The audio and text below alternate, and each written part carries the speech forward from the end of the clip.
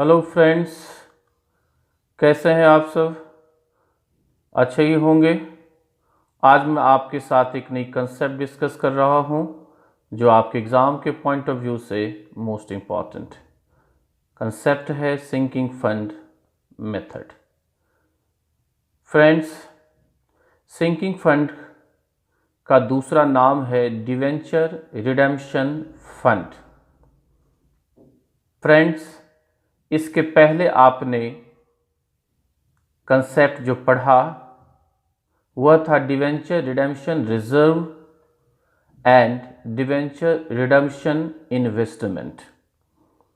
Friends, अगर दोनों concept को कंपेयर करें तो आप देखेंगे कि डिवेंचर रिडेम्पशन रिजर्व और डिवेंचर रिडेम्पशन इन्वेस्टमेंट यह कंपनी के लिए कंपल्सन हो जाता है according to companies act.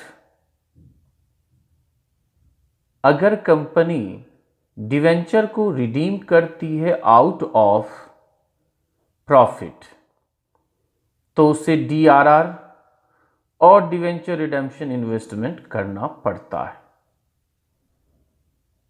Friends, debenture redemption reserve में आपने देखा कि कंपनी को 25% of redeemable value of debentures का रिजर्व क्रिएट करना होता है आउट ऑफ फ्री रिजर्व्स, और फिर इन the year of redemption only 15% of redeemable debentures की वैल्यू का इन्वेस्टमेंट करना पड़ता है गवर्नमेंट की सिक्योरिटीज में। फ्रेंड्स, आप विचार करें, क्वेश्चन नंबर 7 हमने सॉल्व किया। क्वेश्चन नंबर 7 में आपने देखा कि कंपनी 30 लाख रुपीस का डिवेंचर इशू करती है और फिर उसे वह 5% प्रीमियम पे रिडीम करती है। इस तरह से कंपनी को 31,50,000 रुपीज पे करना होता है, जबकि कंपनीज एक्ट के अकॉर्डेंस ओनली 15% का डिवेंचर रिडेम्पशन इन्वेस्टमेंट करना होता है, वह भी इन the year of redemption of debenture. 30 lakh rupees का अगर 15% आप निकालें तो 4,50,000 होता है, और उस पर 6% इंटरेस्ट मिला 27,000 हुआ। तो यह टोटल अमाउंट आपके पास में 5 लाख रुपीज से भी कम होता है, जबकि कंपनी को पे करना है डिवेंचर होल्डर्स को 31,50,000। इस तरह से कंपनी के बिजनेस से more than 26 lakh rupees outflow हो जाएगा। इससे कंपनी की इकोनॉमिक कंडीशन डिस्टर्ब हो सकती है। इससे बचने के लिए ही यह कंसेप्ट लाया गया और कंसेप्ट का नाम दिया गया सिंकिंग फंड मेथड। यह भी डिवेंचर को रिडीम करने का एक टूल है, बट फ्रेंड्स, इस मेथड को फॉलो करते हुए कंपनी अपने बिजनेस की इकोनॉमिक कंडीशन को डिस्टर्ब नहीं होने देती है। इस कंसेप्ट में कंपनी को हर एक साल 31 मार्च को या जो भी क्लोजिंग फाइनेंशियल ईयर है उसे जितनी वैल्यू का डिवेंचर रिडीम करना है, फ्रेंड्स गौर करने वाली बात है कि जब आप डिवेंचर रिडेम्पशन रिजर्व कंसेप्ट पढ़ रहे थे तो उस समय हम लोग सिर्फ डिवेंचर के नॉमिनल वैल्यू को फोकस करते थे, बट यहां पे आपको फोकस करना है कि डिवेंचर होल्डर्स को रिडेम्पशन के समय पे कितना करना है। डिवेंचर होल्डर्स को जो अमाउंट पे करना है उसके बेसिस पर आपको सिंकिंग फंड अकाउंट में ट्रांसफर करना है हर एक साल 31 मार्च को। अब प्रश्न उठता है कि कितनी वैल्यू आप ट्रांसफर करेंगे। तो इसके लिए एक सिंकिंग फंड टेबल दिया गया है। आपके एग्जाम में क्वेश्चन में ही मेंशन रहेगा कि अगर फ्यूचर में आपको 1 रुपी चाहिए तो आज की डेट में दैट इज 31 मार्च को आपको कितने रुपए अपने प्रॉफिट में से सेट असाइड करना है। फ्रेंड्स, इस कंसेप्ट में आपको सिंपली यह देखना है कि आप जब रिडीम करेंगे तो टोटल पेमेंट कितना करना है डिवेंचर होल्डर्स को, इंक्लूडिंग अगर प्रीमियम भी पे कर रहे हैं तो। उसको सिंपली क्या करनी है फ्रेंड्स, उस टोटल वैल्यू को सिंकिंग फंड टेबल में जो 1 रुपये की वैल्यू दी हुई होगी उससे मल्टीप्लाई कर देना है।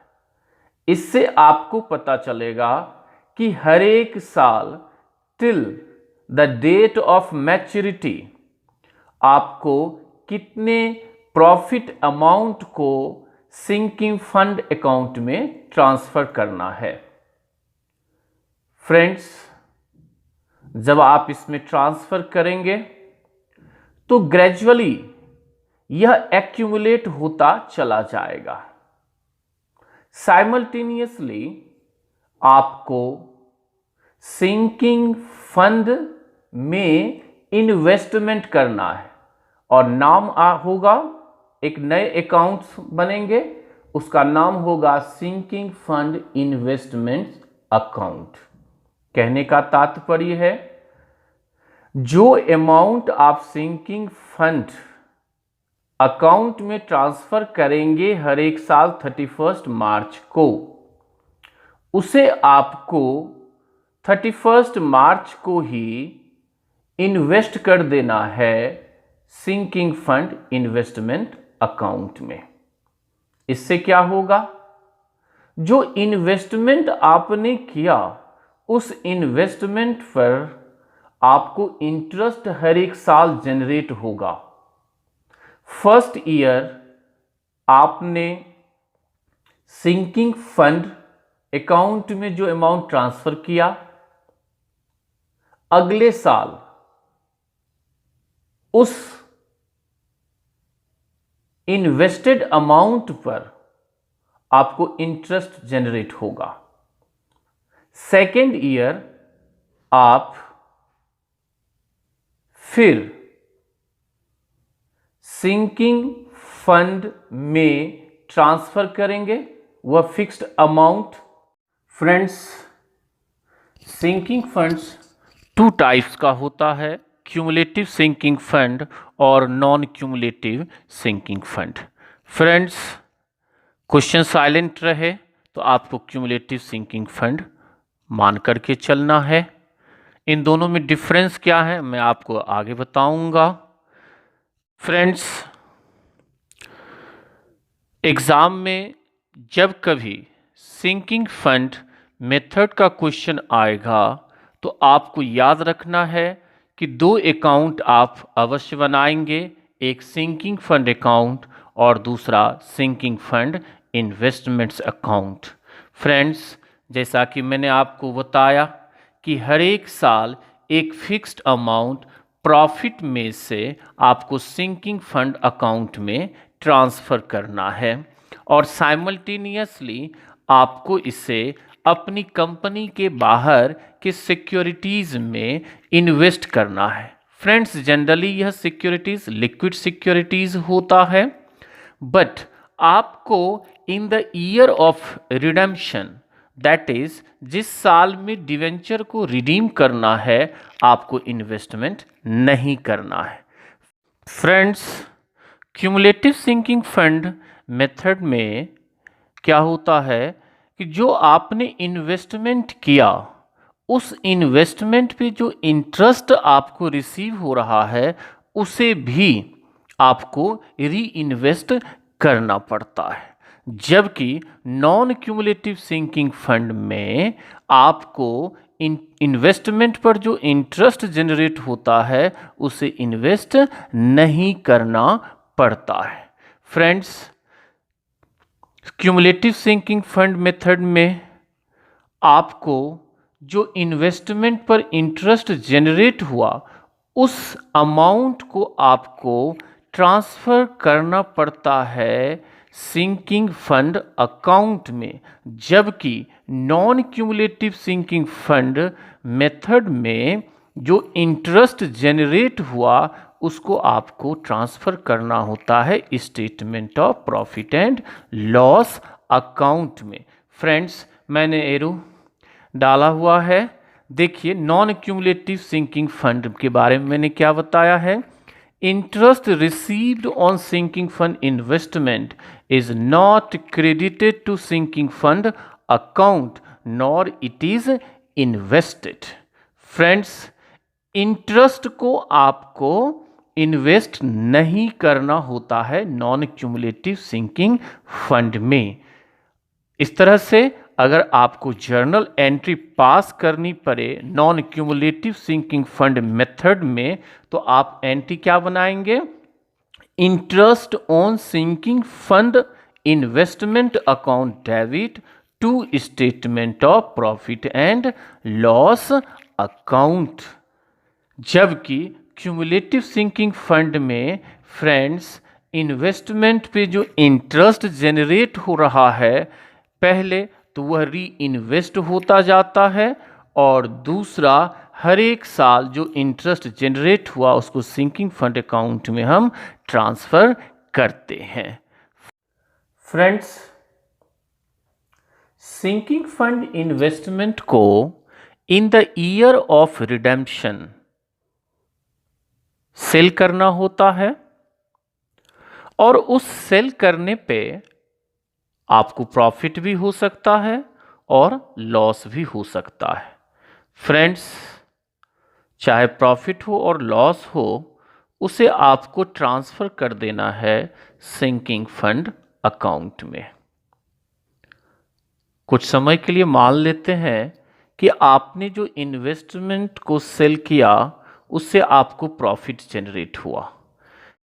Friends, in the year of redemption of debentures, आपके सिंकिंग फंड अकाउंट में टोटल बैलेंस जो होगा, वह हर एक साल जो आपने सेट एसाइड किया था प्रॉफिट, उसका टोटल, अब प्लस इन्वेस्टमेंट को सेल करके जो प्रॉफिट आपने अर्न किया है।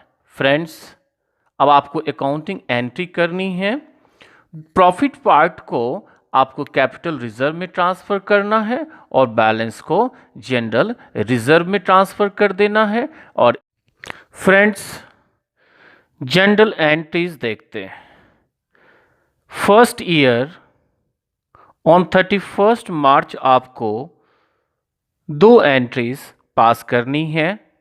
पहली, surplus account debit to sinking fund account.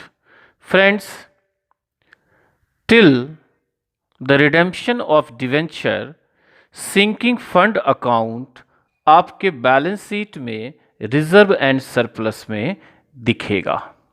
And second entry आपको पास करनी है, sinking fund investments account debit to bank account. Friends, sinking fund investment जो है आपके बैलेंस शीट में नॉन करेंट असेट के रूप में दिखेगा। यह दो एंट्री तो आपको फर्स्ट ईयर में पास करनी है। अब देखते हैं second year and subsequent years में क्या क्या करना होगा हमें। फ्रेंड्स, आपने 31st ईयर के 31st मार्च को इन्वेस्टमेंट किया है, तो स्वाभाविक है कि इंटरेस्ट जो है आपको अगले साल मिलेगा, दैट इज नेक्स्ट ईयर में मिलेगा। इंटरेस्ट रिसीव करने की एंट्री हम पास करते हैं। First entry second year and subsequent years में आपको पास करनी है, except the last year. Bank account debit to interest on sinking fund investment account. Friends, यह जो इंटरेस्ट आपके इन्वेस्टमेंट पर जनरेट हुआ, इसे आपको ट्रांसफर करना है 31st March of second and subsequent years में सिंकिंग फंड में। एंट्री क्या बनेगी? Interest on sinking fund investment account debit to sinking fund account. Friends, इस तरह से सब्सिक्वेंट ईयर्स में आपको यह एंट्री पास करनी है।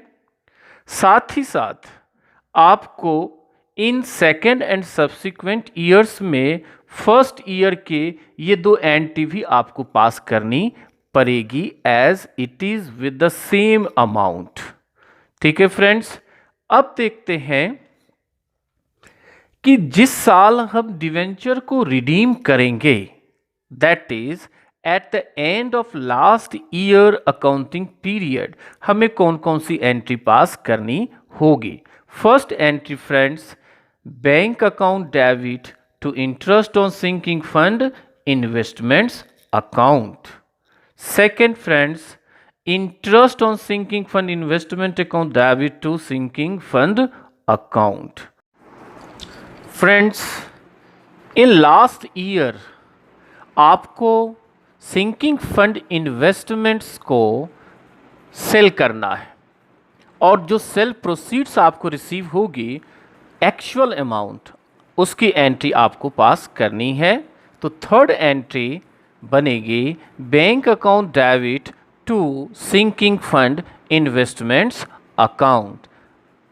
डिस्क्रिप्शन में क्या देंगे? Being sale of sinking fund investments. याद रखेंगे जो एक्चुअल अमाउंट रिसीव होगा। And friends, next entry will be, suppose that कि आपको प्रॉफिट जनरेट होता है इन्वेस्टमेंट को सेल करके, तो जितनी प्रॉफिट आपको जनरेट होगी उस अमाउंट को आपको सिंकिंग फंड अकाउंट में ट्रांसफर करना है। तो एंट्री क्या बनेगा? Sinking fund investments account debit to sinking fund account. And suppose that friend कि आपको लॉस हो जाता है, तो इस एंट्री को क्या करना होगा? रिवर्स करना पड़ेगा। एंट्री क्या हो जाएगी? Sinking fund account debit to sinking fund investment account. Friends, अब डिवेंचर होल्डर को कितने अमाउंट पे करने हैं, इसकी एंट्री हम पास करते हैं। एंट्री क्या बनेगा? Debentures account debit premium on redemption of debentures account debit to debenture holders account. Friends, अगर क्वेश्चन में दिया हुआ रहे कि कंपनी डिवेंचर को प्रीमियम पर रिडीम करेंगे, जब ही आप इस premium on redemption of debenture account को यहाँ मेंशन करेंगे। बट अगर क्वेश्चन लिखा हुआ है कि कंपनी डिवेंचर को पार पे रिडीम करती है, तो यह एंट्री नहीं लिखना है। एंट्री सिंपल बनेगा, debentures account debit to debenture holders account. Friends, generally आपके एग्जाम में प्रीमियम पे रिडीम करने का क्वेश्चन आता है, इसलिए इस एंट्री को ही ज़्यादा फोकस करना है।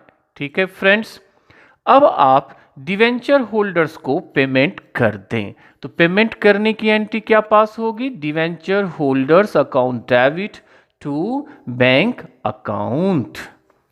फ्रेंड्स, यहाँ पे एक बात और आपको बता दूं, सपोज दैट क्वेश्चन में कहता है कि कुछ डिवेंचर होल्डर्स ट्रेसेबल नहीं हैं, तो आपको यहां पे हमेशा क्या करना है?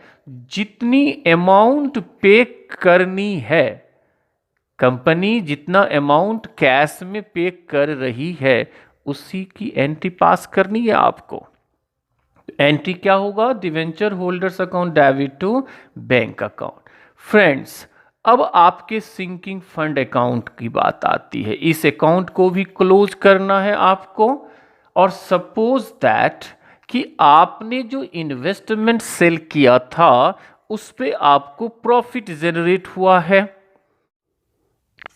फ्रेंड्स, सिंकिंग फंड अकाउंट को क्लोज करना है, यह आपकी लास्ट एंट्री होगी। एंट्री क्या बनेगा? Sinking fund account debit to general reserve account to capital reserve account. General reserve में nominal value of debenture transfer करेंगे और कैपिटल रिजर्व में अगर किसी प्रकार की प्रॉफिट होती है तो उसे ट्रांसफर किया जाएगा। फ्रेंड्स, अब प्रश्न यह आता है कि यह जो सिंकिंग फंड का अमाउंट जनरल रिजर्व में ट्रांसफ़र हुआ इसका फ्यूचर में क्या यूज़ होगा? तो फ्यूचर में इसे डिविडेंड देने में हम लोग यूज़ करेंगे। ठीक है फ्रेंड्स, क्वेश्चन नंबर 8 हम लोग सॉल्व करेंगे। इस क्वेश्चन को एक बार रीड कर लेते हैं, देखें क्या क्या दिया हुआ है। A company issued 10,000 8% debentures of rupees 100 each at a par on 1st April 2013, redeemable on 31st March 2017 at par. The company decided to invest money outside business to provide funds for redemption. The outside investments were made at the rate of 5% per annum on the last day of each year. On 31st March 2017, the company sold all investments for rupees 7,25,000 and redeemed the 8% debentures. The sinking fund value of rupees 1 at the rate of 1% interest for 4 years is 0.23012. Prepare for all the 4 years 8% debentures account, sinking fund account, sinking fund investment account. Calculation to be rounded off to the nearest rupee 1. Friends, इस question में first 2 lines को देखें तो क्या पता चल रहा है कि कंपनी 100 रुपीज फेस वैल्यू के डिवेंचर को 1 अप्रैल 2013 को इशू कर रही है और 100 रुपीज पे ही, दैट इज एट पार पर ही 31 मार्च 2017 को रिडीम करेगी। तो फर्स्ट 2 लाइन से आपका टेंशन खत्म हुआ कि आपको premium on redemption of debenture की एंट्री पास नहीं करनी पड़ेगी। फ्रेंड्स, नेक्स्ट कहा जा रहा है कि कंपनी आउटसाइड इन्वेस्टमेंट करेगी 5% पर एनम के रेट से every year last day of each year, means 31 मार्च को इन्वेस्टमेंट किया जाएगा। फ्रेंड्स 6th लाइन को आप देखें, the sinking fund value of ₹1 at the rate of 5% interest for 5 years is 0.23012। Friends, जब कभी सिंकिंग फंड, फ्रेंड्स इस सेंटेंस से आपको पता चलेगा कि हर एक साल सिंकिंग फंड अकाउंट में आउट ऑफ प्रॉफिट कितना ट्रांसफ़र करना है और इन्वेस्टमेंट हर एक साल कितनी करनी है। फ्रेंड्स, 5th सेंटेंस में आप देखें तो कहा जा रहा है कि 31 मार्च 2017 को कंपनी अपने सारे इन्वेस्टमेंट को 7,25,000 में सेल कर देगी और फिर 8% डिवेंचर्स को रिडीम करेगी। फ्रेंड्स, तीनों अकाउंट्स को हम लोग टी शेप में ड्रॉ कर लेते हैं और फिर क्वेश्चन को सॉल्व करते हैं। फ्रेंड्स, सबसे पहले इस क्वेश्चन में एनुअल एप्रोप्रिएशन फाइंड आउट कर लीजिए। इसका तरीका क्या है, आप देखें कि at the time of redemption of debentures how much amount will be paid by the company to the debenture holders. In this questions it is ₹10 lakhs। इसको आप मल्टीप्लाई कर दें सिंकिंग फंड टेबल में दिए गए वैल्यू से। Value क्या है? 0.23012। इसको जो आप मल्टीप्लाई करते हैं 10 लाख से तो आपके पास आता है ₹2,30,000 1,20,000। इट मीन्स हर एक साल आपको 31 मार्च को सिंकिंग फंड अकाउंट में इस फिक्स्ड अमाउंट को ट्रांसफर करना है। फ्रेंड्स, जब कभी सिंकिंग फंड मेथड का क्वेश्चन आ जाए तो आप सबसे पहले डिवेंचर्स अकाउंट को कंप्लीट कर लें। डिवेंचर अकाउंट में फ्रेंड्स हमेशा आपको नॉमिनल वैल्यू ही ट्रांसफ़र करनी है, नॉमिनल वैल्यू की ही एंट्री पास करनी है। फ्रेंड्स, फर्स्ट एंट्री आपकी क्या बनेगी? सबसे पहले तो इशू की एंट्री पास करनी होगी। इशू की एंट्री क्या होती है? Bank account debit to 8% debentures account. तो यहाँ आपको इस अकाउंट में क्रेडिट साइड में बाय बैंक अकाउंट 10 lakhs लिखनी है। यह एंट्री आपकी हुई 1 अप्रैल 2013 की। फ्रेंड्स, अब आप इसको क्या करेंगे? कैरी करते जाएंगे टिल 31 मार्च 2017। इट मीन्स 31 मार्च 2014 को आपकी क्लोजिंग एंट्री होगी टू बैलेंस CD 10 lakhs और फिर 1 अप्रैल 2014 को ओपनिंग बैलेंस होगी 10 lakhs। फिर इसी प्रकार से 2015 में यह क्लोजिंग हो जाएगा 10 lakhs का। 1 अप्रैल 2015 को ओपनिंग हो जाएगा 10 lakhs का। फिर 31 मार्च 2016 को हो जाएगा क्लोजिंग बैलेंस 10 lakhs एंड 1 अप्रैल 2016 को बाय बैलेंस BD 10 lakhs होगा। फ्रेंड्स, 31 मार्च को कंपनी रिडीम करेगी तो आपको इसे पे करना है किसे? डिवेंचर होल्डर्स को पे करना है। तो आप वहां पे टू डिवेंचर होल्डर्स अकाउंट लिखेंगे। तो इस प्रकार आप देखते हैं कि डिवेंचर्स अकाउंट बनाने में हमें किसी प्रकार का प्रॉब्लम नहीं होगा। फ्रेंड्स, डिवेंचर्स अकाउंट कंप्लीट करने के बाद आपको बनानी है सिंकिंग फंड अकाउंट। आपको जैसा कि मैंने बताया 31 मार्च को सरप्लस से आपको सिंकिंग फंड अकाउंट में एक फिक्स्ड अमाउंट ट्रांसफ़र करनी है। एंट्री क्या बनती है? Surplus account debit to sinking fund account. Friends, यह एंट्री क्रेडिट साइड में जाएगा। 31 मार्च 2014 को आपकी एंट्री होगी बाय सरप्लस अकाउंट 2,30,120। फ्रेंड्स, यही आपका क्लोजिंग बैलेंस भी होगा इस फिनेंशियल ईयर 13-14 का। तो आपने डेबिट साइड में लिखा to balance CD।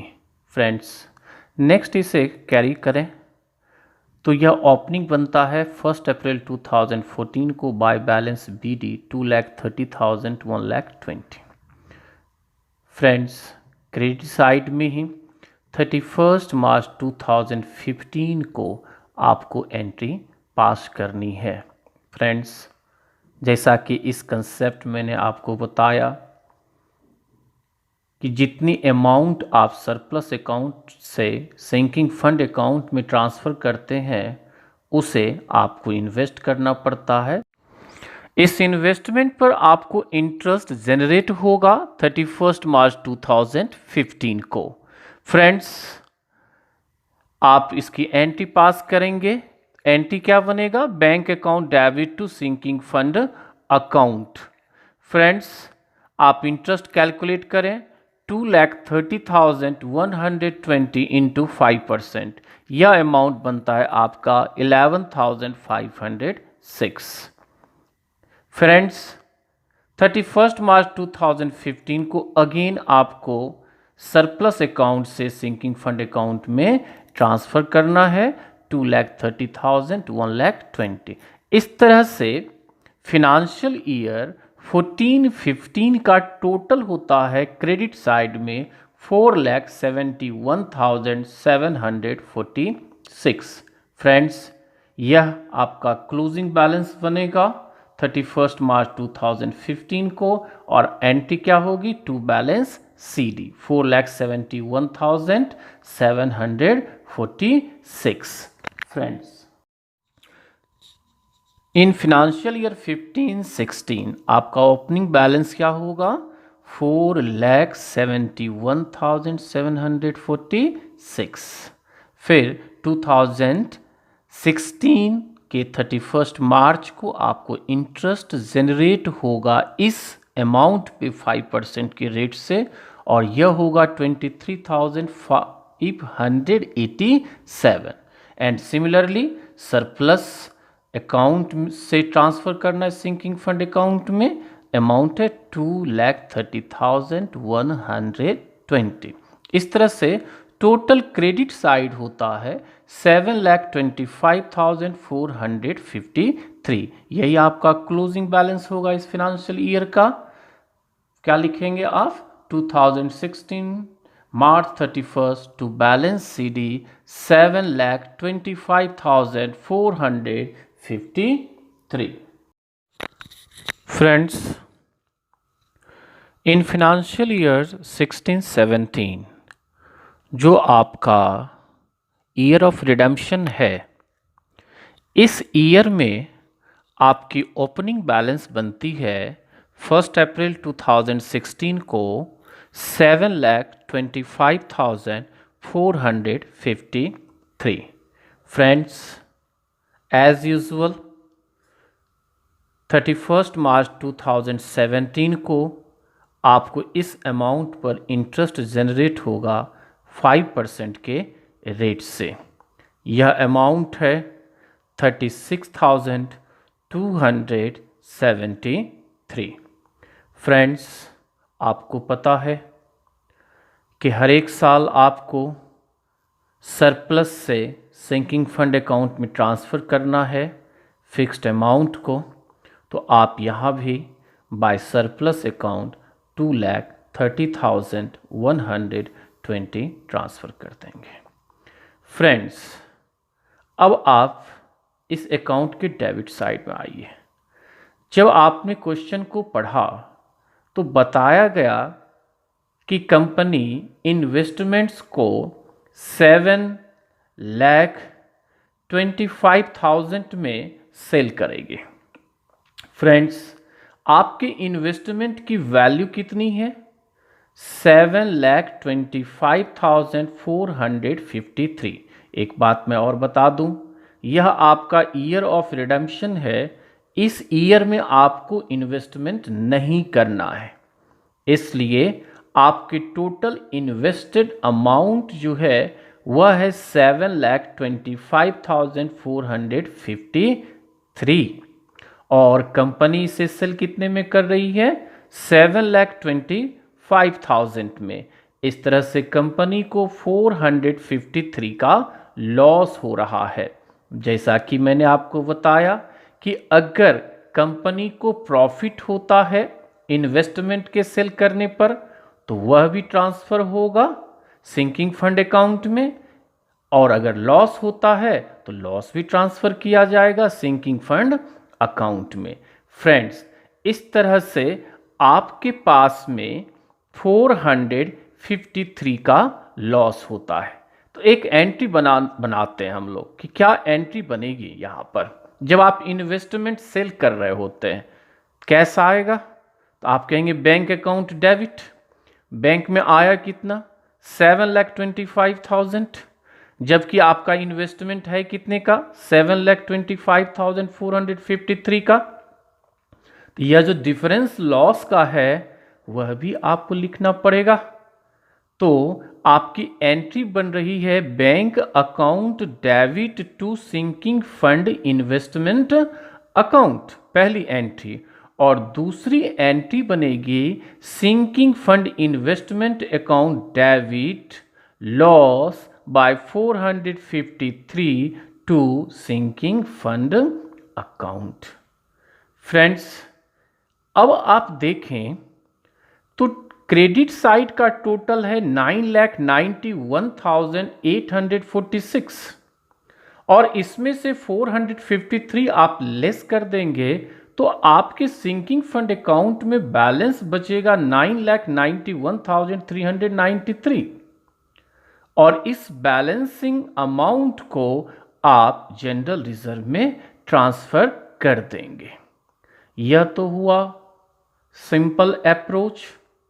But friends, आपने पढ़ा कि सिंकिंग फंड अकाउंट में total nominal value of redeemable debentures amount आता है और यहां पे कंपनी रिडीम कर रही है at par, that is 10 lakh rupees debenture holder को पे कर रही है।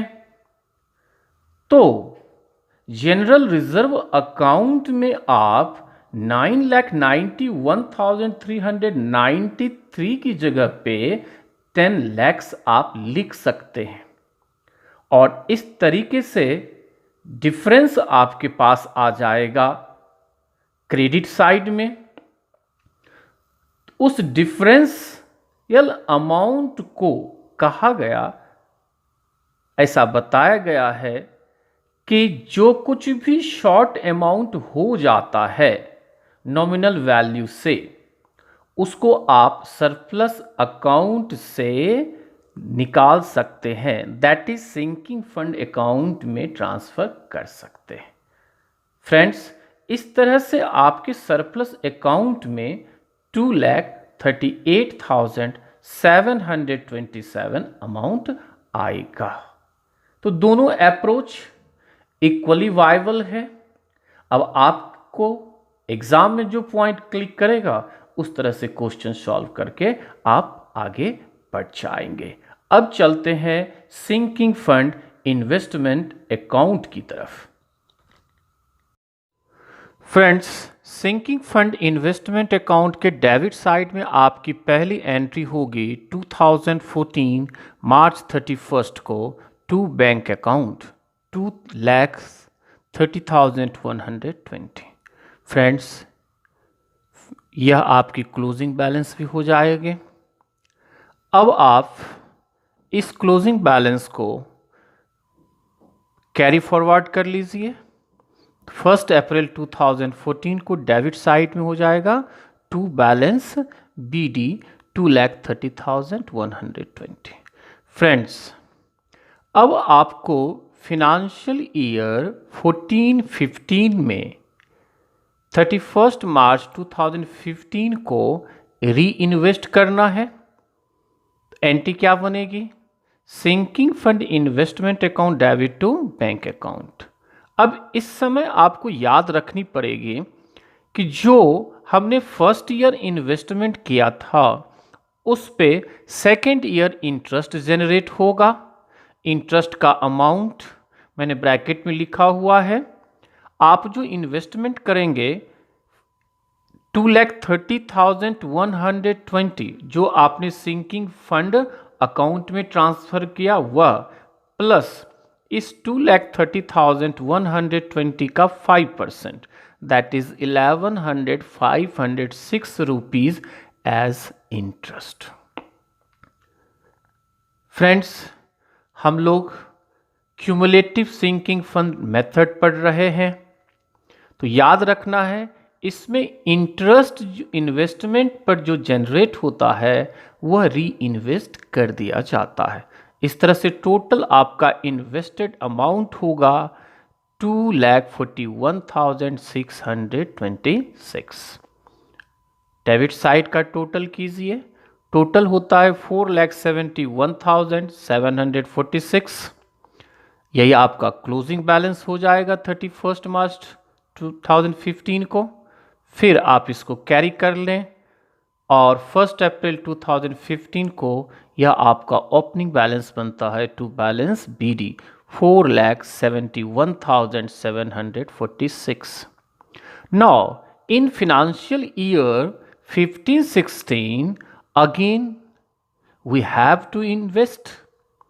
इन्वेस्टमेंट आप कितना करेंगे? एक तो सिंकिंग फंड का फिक्स्ड अमाउंट है 2,30,120, अब प्लस आपका जो यह क्लोजिंग बैलेंस आया हुआ है 4,71,746, इस पर आपको इंटरेस्ट जो जनरेट होगा उसे भी इन्वेस्ट करना है। इस तरह से फ्रेंड्स डेबिट साइड का टोटल होता है 7,25,453, या आपका क्लोजिंग बैलेंस हो गया 31 मार्च 2016 को। फ्रेंड्स अब हम लोग आ गए फिनेंशियल ईयर 16-17 में, जो हमारा ईयर ऑफ रिडेम्पशन है। आपको पता है, जैसा कि मैंने बताया, कि फाइनल ईयर दैट इज जिस साल में हमें रिडीम करना है डिवेंचर को, हमें इन्वेस्टमेंट नहीं करना है, हमें अब इन्वेस्टमेंट को सेल करनी है। देखते हैं आगे। फ्रेंड्स इन फिनेंशियल ईयर 15-16 आपका क्लोजिंग बैलेंस कितना है? 7,25,453। फ्रेंड्स इस ईयर में ही हमें रिडीम करना है, इसलिए अब इन्वेस्टमेंट नहीं होगा। आपके क्वेश्चन में लिखा हुआ है कि इन्वेस्टमेंट को कंपनी 7,25,000 में सेल करती है, तो सेल करने की एंट्री बनाए, bank account debit to sinking fund investment account.